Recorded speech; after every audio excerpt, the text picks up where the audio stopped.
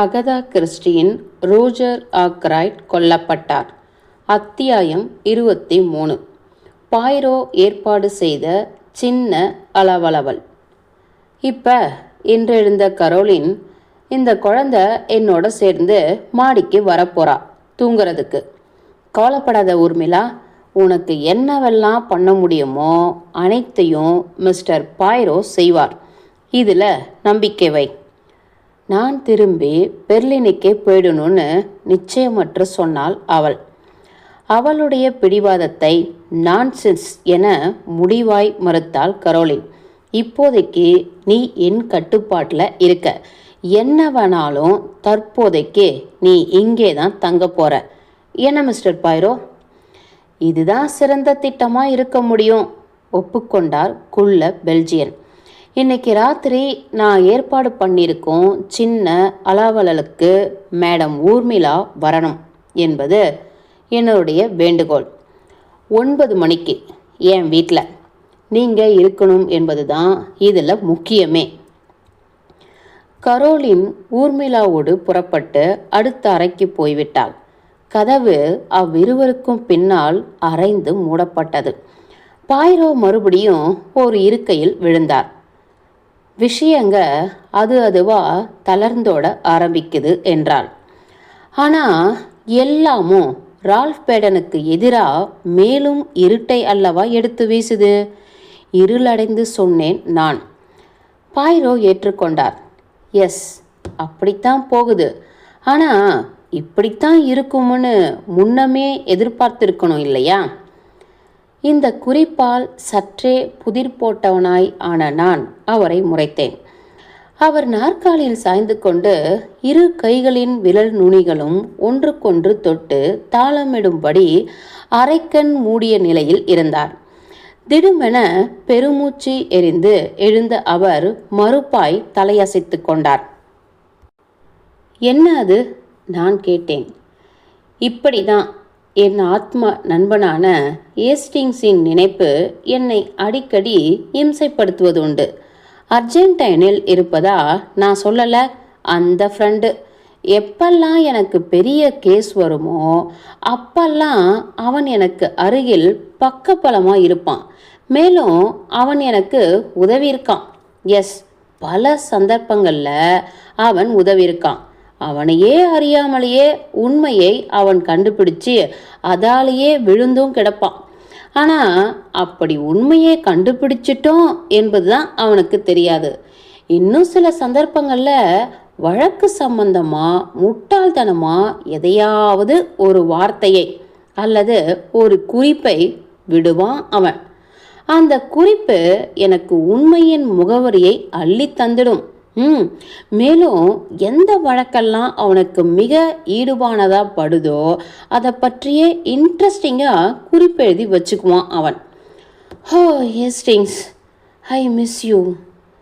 இப்போ நான் சற்றே தர்ம சங்கடமான இருமலை வெளியிட்டேன். இதை பொறுத்த வரைக்கும் என தொடங்கிய நான் அப்படியே நிறுத்தியும் விட்டேன்.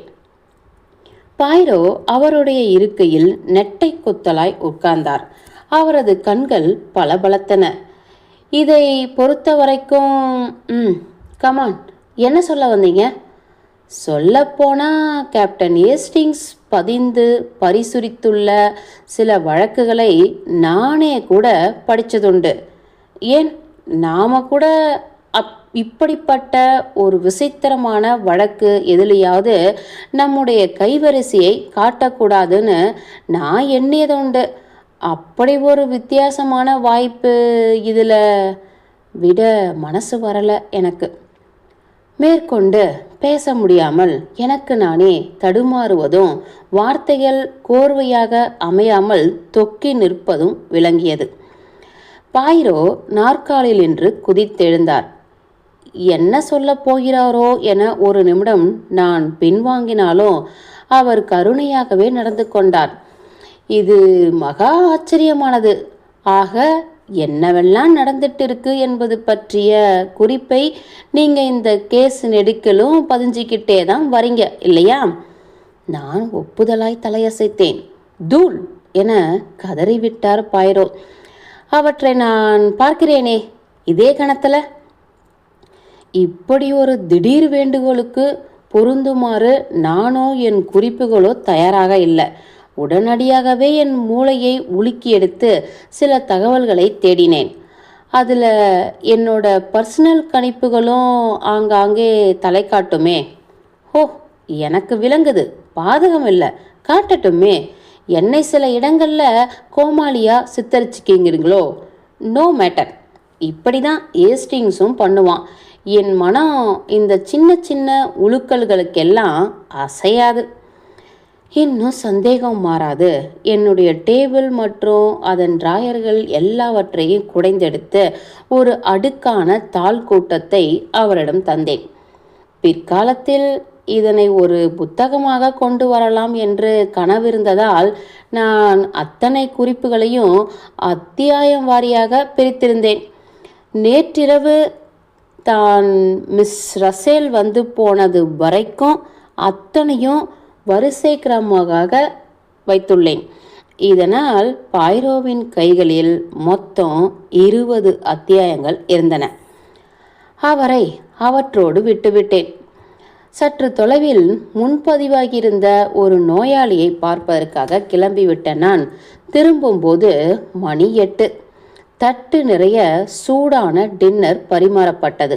7:30க்கே என் அக்காலோடு டின்னரை முடித்துள்ள பாய்ரோ எனது சின்ன தொழிற்பேட்டையில் போய் உட்கார்ந்து கொண்டு அனைத்து அத்தியாயங்களையும் படித்து முடித்துள்ளார்.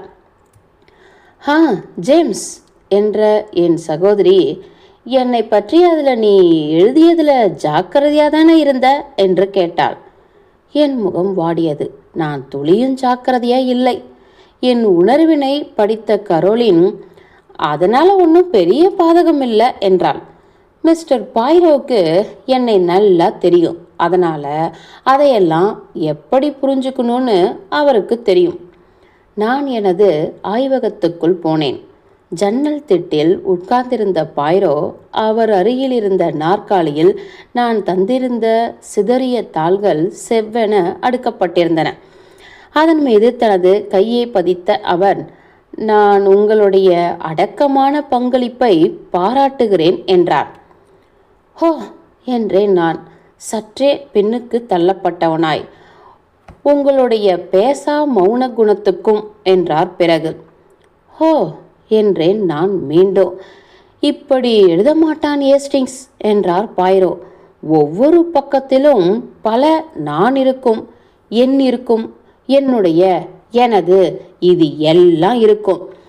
அவன் என்ன நினைத்தானோ அதுதான், அவன் என்ன செய்தானோ அதுதான் அதிகம் பதியப்பட்டிருக்கும். ஆனால் நீங்கள், வாவ், நீங்கள் உங்களுடைய இருப்பையே பின்னுக்கு திரைக்கு பின்னால் வச்சிட்டீங்க. ஓரிரு இடங்களில் தான் அது தென்படுது. வீடு பற்றி பேசும்போது சரிதானே? அவருடைய கண்ணடிப்புக்கு முன்னால் நான் குறுகினேன். அந்த முழு பங்களிப்பு பற்றிய உங்கள் கணிப்பு என்ன என்றேன் நான் சற்றே படபடப்பாய். உங்களுக்கு என்னோட நடுநிலையான கருத்து வேணுமா? எஸ்.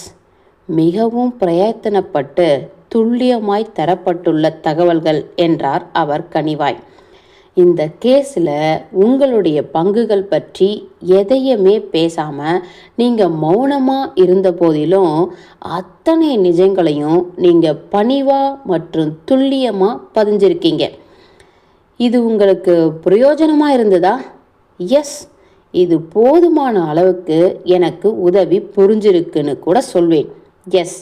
கம், நாம் நம்ம வீட்டுக்கு கிளம்புவோம். அங்கே அளவளவுக்கான ஏற்பாடுகளை பண்ணணும். கரோலின் ஹாலிலேயே இருந்தாள்.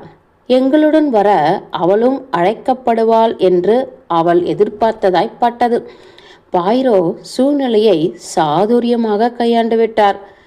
நீங்களும் கூட இருக்கணும்னு தான் விருப்பம் மேடம் என்று வருத்தமாய் சொன்னார் அவர். ஆனால் இந்த திருப்பத்தில் அது புத்திசாலித்தனமாக ஆகாது. ஒன்று கவனிச்சிங்களா? இந்த இரவு கூட்டப்படும் அத்தனை பேரும் சந்தேகப்பட்டியலில் உள்ளவர்கள். அவங்களுக்குள்ள நான் கண்டுபிடிக்கணும் மிஸ்டர் ரோஜர் ஆக்ராய்டை கொன்னது யாருன்னு. இது முடியும்னு நீங்கள் நிஜமாவே நம்புறீங்களா? நான் நம்பிக்கையற்று கேட்டேன். உங்களுக்கு இல்லைங்கிறது தெரியுது என்றார் பாய்ரோ வறட்சியாய். எர்குல் பாய்ரோவை உண்மையான மதிப்பை இன்னும் நீங்கள் பாராட்டலைன்னு தெரியுது.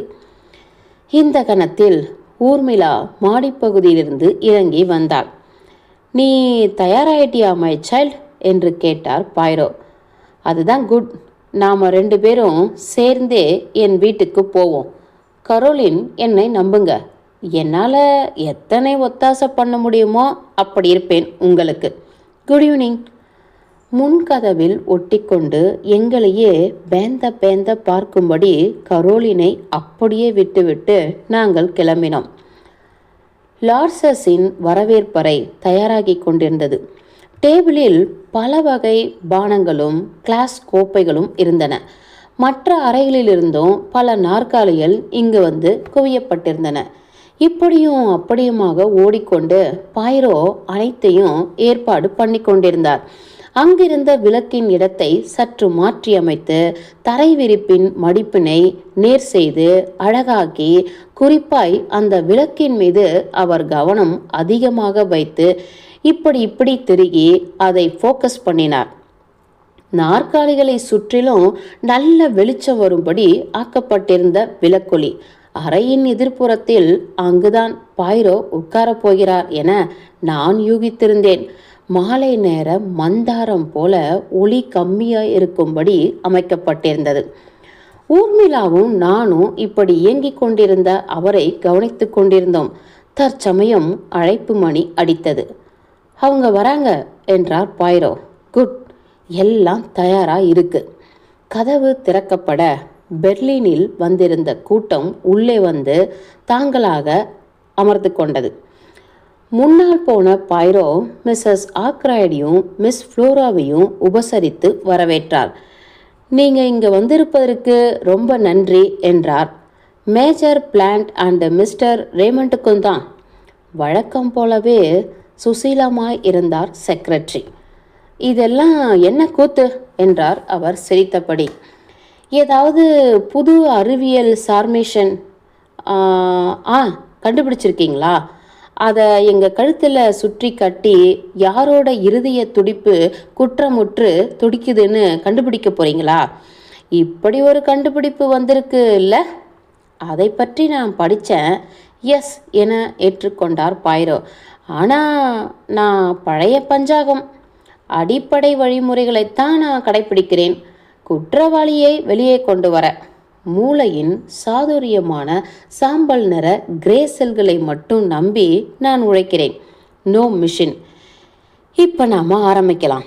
ஆனால் அதுக்கு முன்னாடி உங்கள் எல்லோருக்கும் நான் பண்ண வேண்டிய ஒரு அறிவிப்பு இருக்கு. ஊர்மிளாவின் கையை பற்றி அவளை முன்னால் கொண்டு வந்து நிறுத்தினார். இந்த பொண்ணு தான் மிஸ்ஸஸ் ரால்ஃப் பேடன். கடந்த மார்ச்சில் இவ கேப்டன் ரால்ஃபை கல்யாணம் கட்டியிருக்கா. மிஸ்ஸஸ் ஆக்ராயிடமிருந்து ஒரு சிறு கதறல் வெளிப்பட்டது. ரால்ஃப் கல்யாணம் கடந்த மார்ச்சு? ஹோ, என்ன ஒரு முட்டாள்தனம்! இவள் எப்படி இப்படி பண்ணலாம்? ஊர்மிளாவை இதற்கு முன்னால் பார்த்ததே இல்லை என்பது போல அவளை அப்படி முறைத்தார் மிஸ்ஸஸ். ஊர்மிளாவோட கல்யாணம் என்று மிக ஆச்சரியமாய் குறிப்பிட்டு தொடர்ந்தார் அவர். நிஜமா சொல்கிறேன் மிஸ்டர் பாய்ரோ, என்னால் உங்களை நம்பவே முடியல. இதையெல்லாம் ஒதுக்கி தள்ளிவிட்டு ஊர்மிளா பேச ஆரம்பித்திருக்க வேண்டும். ஆனால் ஃப்ளோரா அதற்குள் முந்திக் கொண்டு விட்டாள். சமையல் கலை பெண்ணை நெருங்கிய அவள் தனது கையை அவளது கைக்குள் வளையமிட்டு, நாங்கள் ஆச்சரியமடைவதையெல்லாம் நீ ஒரு பொருட்டா எடுத்துக்கக்கூடாது என்றாள். எங்களுக்கு இப்படி ஒரு உறவு பற்றி துளி கூட ஐடியாவே கிடையாது. நீயும் ரால்ஃபும் உங்கள் ரகசியத்தை சமத்திய பொத்தி வச்சிட்டீங்க. நான் இதை பற்றி முழு சந்தோஷம் அடைகிறேன். நீங்கள் ரொம்ப கனிவாக இருக்கீங்க மிஸ், வெகு கனிவா என தனிந்த குரலில் குறிப்பிட்டாள் ஊர்மிளா. உங்களுக்கு கோபம் வருதுன்னா அதில் தவறே கிடையாது, அது சரிதான்.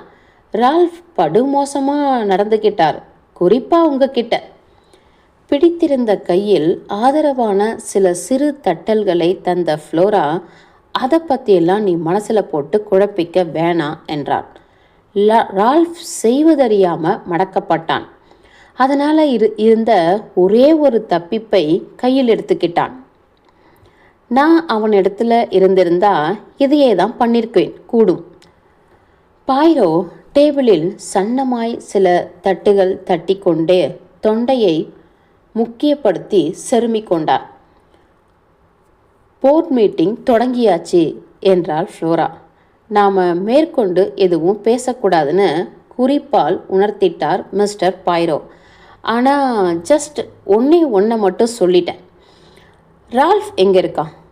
யாருக்கும் தெரியலனா கூட பரவாயில்ல, ஆனால் உனக்கு தெரியணுமே. ஆனால் எனக்கும் தெரியாதே என இயலாமையில் ஏறக்குறைய கதறிவிட்டாள் ஊர்மிளா. இதுதான் என் பிரச்சனையே, உயிரை பிடுங்கும் பிரச்சனை. அவர் லிவர்பூலில் இல்லை, பேப்பரில் அப்படித்தானே போட்டிருக்கு என்றது ரேமண்ட். அவர் லிவர்பூலில் இல்லை என சுருக்கமாய் சொன்னார் பாய்ரோ. சொல்லப்போனால் இடை புகுந்த நான், ஒருத்தருக்கும் அவர் எங்கே இருக்கார்னு தெரியல என்றேன்.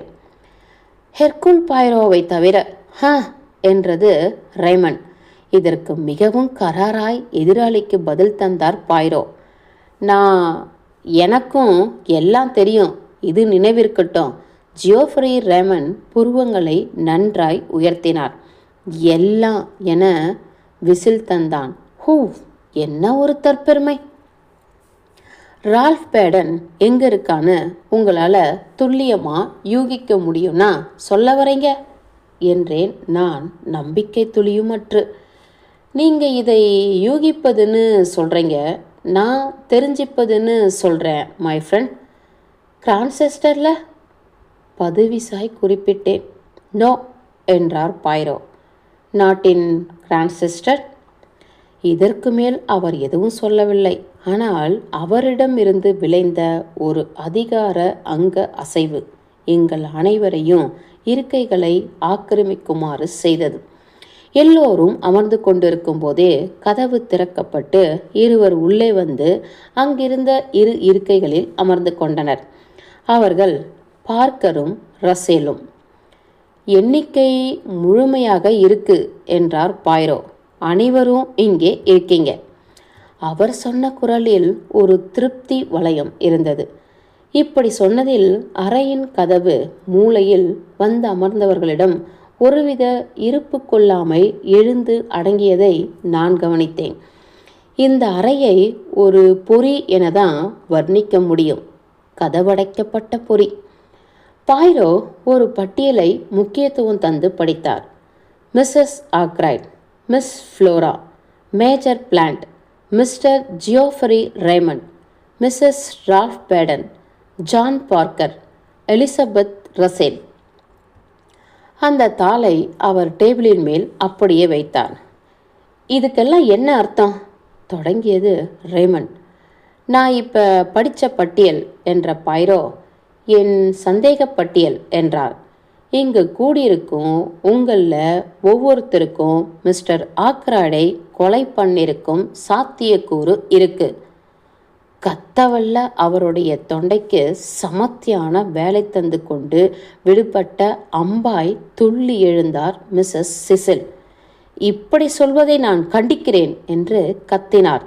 இது எனக்கு பிடிக்கல, நான் வீட்டுக்கு கிளம்புறேன்.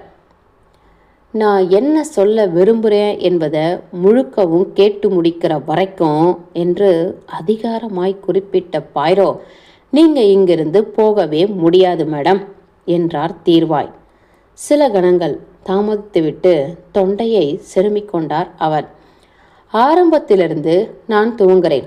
இந்த கேஸை கையில் எடுத்ததுக்கு அப்புறம் மிஸ் ஆக்ராய்ட் என்கிட்ட சொன்ன உடனேயே நான் டாக்டர் ஷெப்பர்ட் கூட சேர்ந்து பெர்லின் பார்க் வரை போயிருந்தேன்.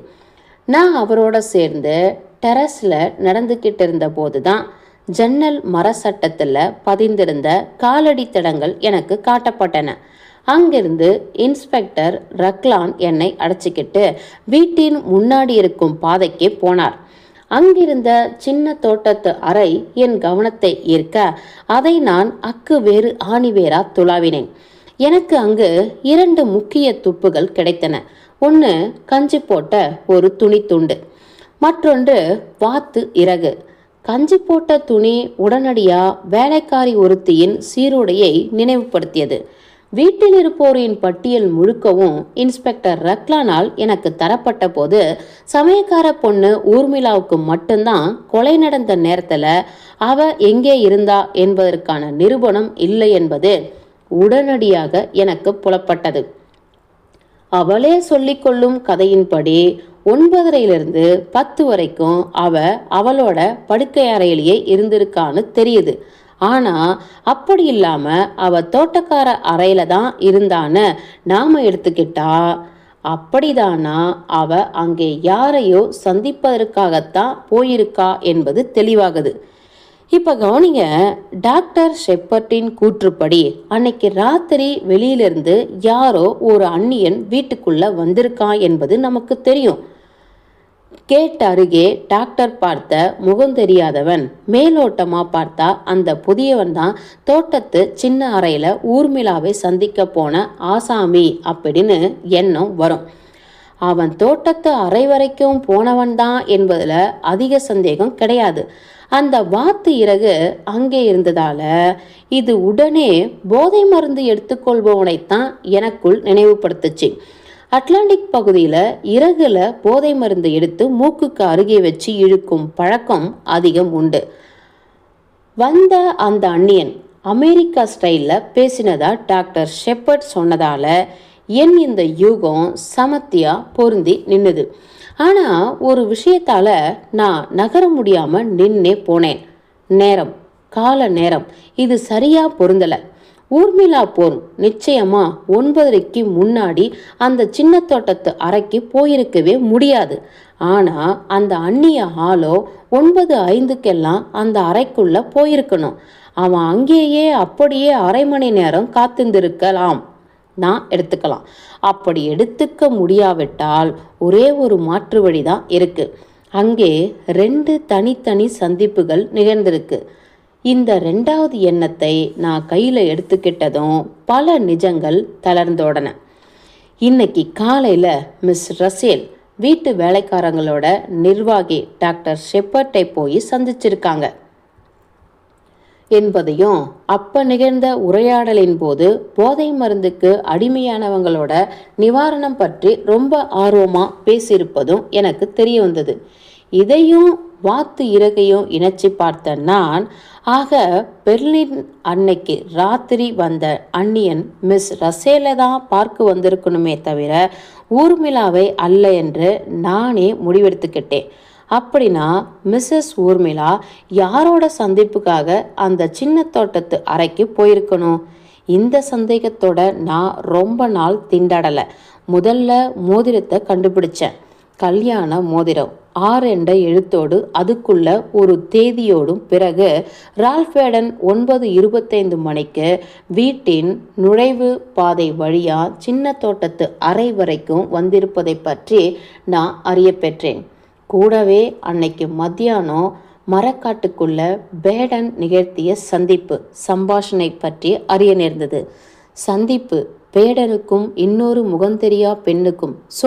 என்னுடைய கண்டுபிடிப்புகள் அத்தனையும் அழகா அடுக்கடுக்கா அமைவதை என்னால் பார்க்க முடிந்தது. ஒரு ரகசிய திருமணம், மரணம் சம்பவித்த அன்று அறிவிக்கப்பட்ட நிச்சயதார்த்தம், மரக்காட்டுக்குள்ள புயலாய் இடம்பெற்ற சம்பாஷணை, அன்னைக்கு இரவு தோட்டத்து அறையில ஏற்பாடான ஒரு சந்திப்பு. எதேச்சியா அடுக்கப்பட்ட இந்த நிஜங்கள் அத்தனையும் எனக்கு இன்னொரு விஷயத்தை வெளிச்சம் போட்டு காட்டின. மிஸ்ஸஸ் பேடன் மற்றும் மிஸ்டர் பேடன் ஆகிய இருவருக்குமே மிஸ்டர் ரோஜர் ஆக்ரைட் உடனடியாக மண்டையை போட்டுட்டா நல்லது என ஒரு இக்கட்டு இருந்த விஷயந்தான் அது. கொலைகான இலக்கு. எதிர்பாராம மேலும் ஒரு விஷயத்தையும் இது தீர்த்து வைத்தது. 9:30 மணிக்கு மிஸ்டர் ரோஜர் ஆக்ராய்டுடன் இருந்தது. மிஸ்டர் பேடனா இருக்க முடியாது. இது நம்மை இக்கொலை சம்பந்தமான மற்றும் ஒரு முக்கிய மற்றும் இன்ட்ரெஸ்டிங் நுனிக்கு இழுத்து வந்தது. 9:30 மணிக்கு மிஸ்டர் ரோஜர் ஆக்ரைட் அறைக்குள்ளே இருந்தது தான் யாரு? தன் மனைவியுடன் தோட்டத்து அறையில் இருந்த ரால்ஃப் பேடன் கிடையாது. சார்லஸ் கென்ட்டும் கிடையாது. ஏற்கனவே கிளம்பி அவன் போயாச்சு. அப்போ யாரு? இந்த கட்டத்தில் தான் நான் என்னுடைய மிக புத்திசாலித்தனமான, மிக கொடூரமான, மிக பச்சாதாபமற்ற கேள்வியை எடுத்து முன்னால் வச்சுக்கிட்டேன். அது நிஜத்தில் யாராவது அவர் கூட இருந்தாங்களா என்ன? பாயிரோ முன்னுக்கு வளைந்து வந்து அவருடைய மேற்கண்ட கடைசி கேள்வியை ஒரு துப்பாக்கி குண்டாய் எங்கள் ஒவ்வொருவரின் மீதும் சுட்டார். பிறகு தன் குறி தப்பவில்லை என்று நிம்மதியடைந்த ஒருவனின் எக்காலத்தோடு மீண்டும் இருக்கையில் வாகாக சாய்ந்து அமர்ந்து கொண்டார். இதில் ரேமண்டுக்கு சம்மதமில்லை. ஆகையால சிறு எதிர்ப்பினை பதிந்தார். ஒருவேளை என்னை நீங்கள் ஒரு புழுகன்னு முத்திரை குத்த முயல்றீங்களோன்னு தெரியல மிஸ்டர் பாயிரோ என்றார் அவர். ஆனால் இந்த விஷயங்கள் எல்லாம் என் ஒருத்தனோட சாட்சியத்தை மட்டும் நம்பி கிடையாது இல்லையா? மேஜர் பிளான்ட் கூட மிஸ்டர் ரோஜர் ஆக்ராய்டு யார் கூடவோ பேசிக்கிட்டு இருந்ததை கேட்டிருக்கார். அவர் வெளியே டெரஸில் இருந்ததால் அந்த வார்த்தைகளை துல்லியமாக அவரால் பெற முடியல. ஆனால் குரலை நிச்சயப்படுத்தி அடையாளம் சொல்றார். பாயிரோ ஒப்புதலாய் தலையசைத்தார். அதை நான் மறக்கல என்றார் சாந்தமாய். ஆனால் மேஜர் பிளான்ட் மிஸ்டர் ரோஜர் ஆக்ராய்டு பேசிக்கிட்டு இருந்தது உங்களோட தான் என்னும் அபிப்பிராயத்தில் இல்லை இருந்திருக்கார். ஒரு கணம் ரேமன் வீழ்த்தப்பட்டவராய் உணர்ந்ததை கவனிக்க முடிந்தது. பிறகு அவராகவே மீண்டு எழுந்தார். ஆனால் இப்போ அவர் அபிப்பிராயப்பட்டது தப்புன்னு அவருக்கு தெரியும். எக்ஸாக்ட்லி என்றார் மேஜர். இருந்தாலும் அப்படி அவர் நினைச்சதுக்கு ஏதாவது ஒரு காரணம் இருந்து தான் ஆகணும். ஏன் உங்களன்னு தனியாக பிரித்து அவர் அபிப்பிராயப்பட்டிருக்கணும் என முணுமுணுத்து கொண்டார் பாயிரோ. ஹோ நோ என்று தனக்கெதிராய் வந்திருக்க வேண்டிய வார்த்தைகளை கையை உயர்த்தி தடுத்து விட்டார் அவர். நீங்கள் என்ன காரணத்தை தருவீங்கன்னு எனக்கு தெரியும். ஆனால் அதெல்லாம் இந்த கேள்விக்கு பத்தாது. நாம் இதற்கான விடையை வேற எங்கேயாவது தேடணும். எப்படி சொல்வேன், எப்படி விளக்குவேன்? கவனிங்க, ஆரம்பத்திலிருந்து ஒரு விஷயத்தில் நான் தடுமாறிக்கிட்டே தான் இருந்தேன். அது மிஸ்டர் ரேமன் காத்து வாக்கில் கேட்ட அந்த வார்த்தைகளின் அமைப்பு, கட்டமைப்பு. அதை பற்றி ஒருத்தர் கூட சுட்டி காட்டாததும் விமர்சனம் பண்ணாததும் வித்தியாசமாக இருக்கு. ஏன்னு கேட்காததும் எனக்கு அதிசயமாக இருக்கு. சில கணங்கள் தாமதித்துவிட்டு அமைதியாய் அவற்றை மீட்டி காட்டினார் அவர். சமீப காலமாக என் பர்ஸ் மேல் கண் பதித்து அடிக்கடி அதற்கு வரும் அழைப்புகள் அதிகமாகிக் கொண்டே போகின்றன. இதனால் என் தேவைகளை இனிமேல் என்னால் பூர்த்தி பண்ண முடியாமல் ஆகிவிடுமோ என்று எனக்கு அச்சமாக கூட உள்ளது. இது படு வித்தியாசமா உங்கள் அறையில் என்று கேட்டார் பாயிரோ. அப்படி எதுவும் எனக்கு படலையே என்றார் ரேமன். பலமுறை எனக்கு கடுதாசிகள் அவர் சொல்லியிருக்கிறார், டிக்டேட் பண்ணுவார். அப்பெல்லாம் எக்ஸாக்ட்லி இதே போன்ற வார்த்தைகளை போட்டு தான் இலக்கண சுத்தமாக சொல்வார். அப்படி போடு என அலறியே விட்டார் பாயிரோ. கடுதாசி டிக்டேட் பண்ணும்போது இல்லையா இலக்கண சுத்தமா? ஆனால் பேசும்போது எதுக்கு இலக்கண சுத்தம்? பைத்தியகாரம்பாங்க. மற்றவங்களோடு போடும் கடிதங்களில் தான் முழு பூர்ணத்துவத்தை அவர் எதிர்பார்ப்பார். இதே நிலைமையை தான் நான் உங்களுக்கு விலக்கி போட துடிச்சிருந்தேன். இப்படி ஸ்பஷ்ட சுத்தமான பதங்களை ஒருத்தன் மற்றவங்கிட்ட பேசும்போது உபயோகப்படுத்துவானா? ரேமன் சொன்ன மாதிரி பைத்தியக்காரன்னு தான் சொல்லுவாங்க. ஆக மேற்குறிப்பிட்ட ஆக்ராய்டு பேசியதாய் சொல்லும் வாக்கியங்கள் அவர் யார் கூடவோ பேசிய போது உதிர்ந்த வசனமா இருக்கவே முடியாது.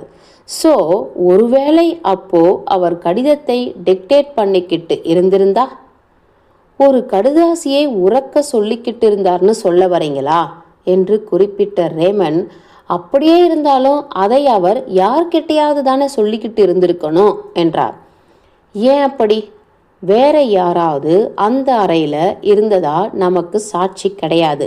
வேற எந்த குரலும் கேட்கப்படவே இல்லை, மிஸ்டர் ஆக்ராய்டுடைய குரலை தவிர. நினைவிருக்கட்டும். நிச்சயமா அப்படிப்பட்ட ஒரு கடிதத்தை ஒருத்தன் தனக்குத்தானே சத்தம் போட்டு படிக்க மாட்டான் மிஸ்டர் பாய்ரோ, நிச்சயம் மாட்டான். அவன் மூளை குழம்பி பைத்தியமாக இருந்தால் மட்டுமே தான் இது சாத்தியம். நீங்கள் எல்லோரும் ஒரு சமாச்சாரத்தை மறந்துட்டீங்க என்றார் பாய்ரோ மிருதுவாய். பெர்லின் பார்க்குக்கு அந்த வார புதன்கிழமையன்று வந்து போன ஆள். அங்கிருந்த அனைவரும் பாய்ரோவை கண்ணகல பார்த்தனர். ஆமாம், அவன்தான் என அவர்களுக்கு நம்பிக்கை அளித்தபடி தொடர்ந்தார் பாய்ரோ. புதன்கிழமையன்று வந்து போன ஆள் நமக்கு இப்போ முக்கியமானவன் கிடையாது. ஆனால் அவன் எந்த கம்பெனிக்காக வந்து போயிருந்தானோ அது என்னை ரொம்பவும் ஈர்த்தது. Record company. மூச்சடைக்க சொன்னார் ரேமன். இது எனக்கு புரியுது. பேசுவதை பதிவு பண்ணும் மிஷின். அதை தான் நீங்கள் மனசில் வச்சுக்கிட்டு பேசுகிறீங்களா? பாய்ரோ ஒப்புதலாய் தலையசைத்தார். ஒரு டேப் பண்ணும் மிஷின் வாங்க பணம் தருவதாக மிஸ்டர் ரோஜர் ஆக்ராய்டு சம்மதிச்சிருக்கார். நினைவிருக்கா? எனக்கு உடனே அந்த கம்பெனியை தொடர்பு கொண்டு விசாரிச்சிடணும்னு ஆவல் பொங்குச்சு. அவங்க பதில், மிஸ்டர் ரோஜர் ஆக்ராய்டு அந்த கம்பெனியிலிருந்து உரையாடல்களை பதிவு பண்ண வல்ல ஒரு மிஷினை வாங்கியிருக்கார். இந்த விஷயத்தை அவர் எதுக்காக உங்ககிட்ட இருந்து மறைச்சிருக்கணும் எனக்கு விளங்கலை. அதை வச்சுக்கிட்டு என்னை ஆச்சரியப்படுத்த அவர் நினைச்சிருக்கலாம். கிசுகிசுவென சொன்னார் ரேமன். மற்றவங்களை ஆச்சரியப்படுத்தி பார்க்கும் குழந்தை குணம் அவருக்கு உண்டு. அந்த வெற்றியை தூக்கி பிடிச்சுக்கிட்டு ஓரிரு நாட்கள் அலைவார். இந்த மிஷின் கூட ஒரு புது பொம்மையுடன் விளையாடும் குழந்தை போல அவர் விளையாடிட்டு இருந்திருக்கலாம். நீங்கள் சொல்வது சரிதான் மிஸ்டர் பாய்ரோ. இப்படி ஸ்பஷ்ட சுத்தமான பதங்களை ஒருத்தன் மற்றவங்கிட்ட பேசும்போது உபயோகப்படுத்த மாட்டான் தான். இந்த திருப்பம் என்ற பாய்ரோ தானாகவே இன்னொன்னையும் விளக்குது. இது எதுக்காக மேஜர் பிளான்ட் உள்ளே இருந்து பேசிக்கிட்டு இருந்தது நீங்கள் தானு அனுமானிக்க முடியும் என்பதையும் விளக்குது.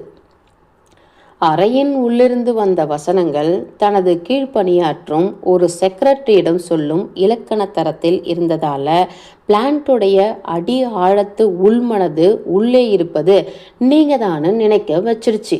அவருடைய மேலோட்டமான நிகழ்கால மனது வேறு ஏதோ முழுக்கவும் வித்தியாசமான எதன் மீதோ சஞ்சரிச்சுக்கிட்டு இருந்திருக்கணும்.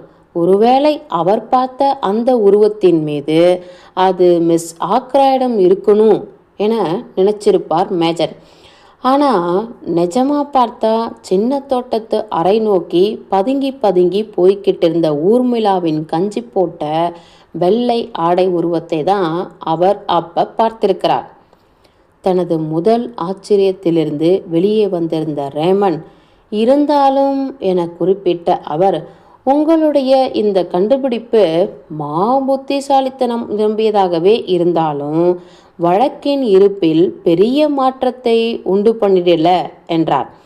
என்னால் இப்படியெல்லாம் கண்டுபிடித்திருக்க முடியாது என ஒப்புக்கொள்கிறேன். மிஸ்டர் ஆக்ராய்ட் 9:30க்கு உயிரோடு தான் இருந்திருக்கார். ஏன்னா அப்போ அவர் அந்த பதிவு பண்ணும் மிஷினோடு பேசிக்கிட்டு இருந்திருக்கார். அந்த சமயத்தில் மிஸ்டர் கென்ட்டும் காம்பவுண்டை விட்டு வெளியே போயிட்டார். ஆக மிஞ்சுவது ரால்ஃப் பேடன். தயக்கமாய் சொல்லிவிட்டு ஊர்மிளாவை பார்த்தார் அவர். நானும் ரால்ஃபும் பிரிந்து கிளம்பியது 9:45 ஒட்டி. அவர் வீட்டு நோக்கி போகவே இல்லை. இதில் நான் நிச்சயமாக இருக்கேன். அங்கே போகும் எண்ணமே அவருக்கு அப்போ இல்லை. இந்த பூமியில் கடைசி வேலையாக அவர் பண்ண நினச்சது அவரோட வளர்ப்பு தந்தையை பார்ப்பது. அவர் அங்கே இருக்கார் என்பதாலேயே வீட்டு பக்கம் கூட அவர் திரும்பலை. இப்போதைக்கு உங்கள் கதை நம்பகத்தன்மையோடு சந்தேகத்துக்கு இடம் தராமல் தான் இருக்கு என்றார் ரேமண்ட். கேப்டன் பேடன், இதில் சம்பந்தப்படாதவர்னு நான் ஆரம்பத்திலிருந்தே முடிவாக இருக்கேன். ஆனால் நீதிமன்றம் பற்றியும் அது தூக்கி வீசவல்ல கேள்விகள் பற்றியும் நாம் எண்ணி பார்க்காம இருக்க முடியாது. சாட்சிகளை வச்சு நீதி தரவல்ல கண்மூடி நீதிமன்றத்துக்கு முன் அவர் சாட்சி தான் என்ன? இந்த மாதிரியான ஒரு துரதிர்ஷ்டமான மற்றும் கழுத்தை நெரிக்கும் இக்கட்டில் கூட அவர் முன் வரலனா? பாய்ரோ இங்கு இடைமறித்தார். இதுதான் உங்கள் ஆலோசனை இல்லையா? அவர் முன் வந்து அவரோட நிலைமையை விளக்கணும். நிச்சயமா, பின்ன. ஆனால் இது அவர் எங்கே இருக்காருன்னு தெரிஞ்சாதானே? எனக்கு அவர் எங்கே இருப்பார் என்பது தெரியும்னு நான் சொல்வதை நீங்கள் நம்பவே கூடாதுன்னு இருக்கீங்க.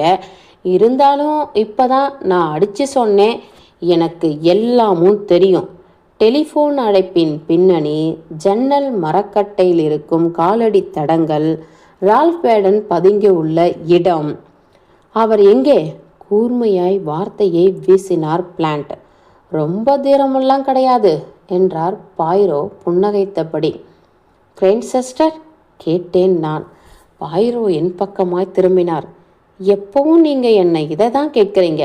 கிரான்செஸ்டரில் தான் அவர் இருக்கார் என்னும் ஐடியா உங்கள் ரத்தத்தில் ஊறிடுச்சு. அவர் அதோ. நாடகத்தன்மையாய் திசையை சுட்டி காட்டினார் அவர். அனைவரின் முகமும் திரும்பின. கதவின் நுழைவாயிலில் ரால்ஃப் பேடன் நின்று கொண்டிருந்தான். அத்தியாயம் 23 முடிந்தது.